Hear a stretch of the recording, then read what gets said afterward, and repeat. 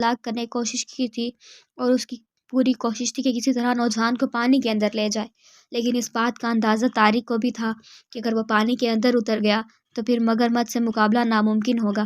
پانی میں رہ کر مگرمچھ سے بحر ناممکن تھا۔ فلورینڈا زندگی اور موت کی اس جنگ کو دیکھ رہی تھی اور اس نوجوان کی جوانی پر رحم آ رہا تھا۔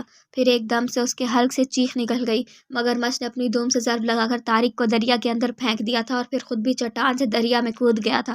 فلورینڈا نے مایوسی اور افسوس کے ساتھ پانی میں دیکھا ایک طوفان برپا تھا اور اندر سے خون نکل کر پانی کی سطح پر پھیل گیا تھا۔